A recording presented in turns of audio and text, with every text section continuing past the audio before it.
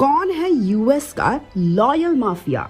आज की ये कहानी है एक ऐसे मॉबस्टर के बारे में जिसने अपने क्रिमिनल करियर में हजारों लाखों इलीगल काम किए, लेकिन वो कभी भी उन कामों की वजह से जेल में नहीं गया।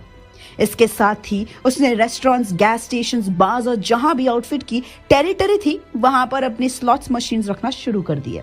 शिकागो के साथ साउथ आउटफिट लास वेगास में भी फैलने लगा और न्यूयॉर्क की 5 क्राइम फैमिली से ज्यादा लोगों को गेमिंग एक्सपीरियंस देने लगा। अकाडो ने यह तय किया कि लास वेगास के हर एक लीगल कैसीनो में उसकी स्लॉट मशीन्स होगी। वो इस ऑर्गेनाइजेशन को हर मुमकिन प्रॉफिट्स देने को तैयार रहा।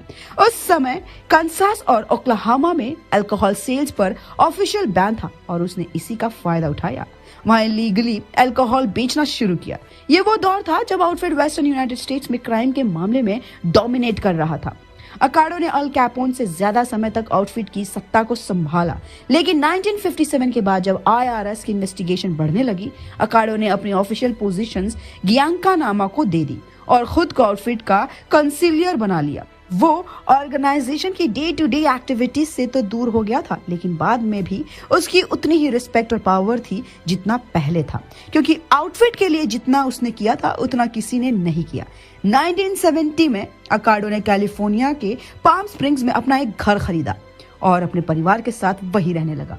वो आउटफिट के लिए एडवर्सरी का काम करता था, लेकिन इसके अलावा उसने कई लीगल इन्वेस्टमेंट्स भी किए थे, जिसमें commercial office buildings, retail centres, lumber farms, paper factories, hotel, cars farms, trucking companies, newspaper companies, restaurants और ट्रैवल एजेंसीज शामिल थे। अकाडो ने अपने जीवन के आखिरी साल बैरिंगटन हिल्स में काटे थे। वो बीमार रहने लगा था, जिसके बाद वो अपनी बेटी और दामाद के साथ वहीं पर रहने लगा था। 22 मई 1922 को रेस्पिरेटरी और हार्ट की समस्या की वजह से एंथनी अकाडो की 86 साल में मौत हो जाती है। हजारों क्रिमिनल एक्टिविटीज और क्राइम फैमिली का हिस्सा होने के बावजूद भी एंथनी अकाडो ने अपने पूरे क्रिमिनल करियर में केवल एक रात जेल में काटी थी।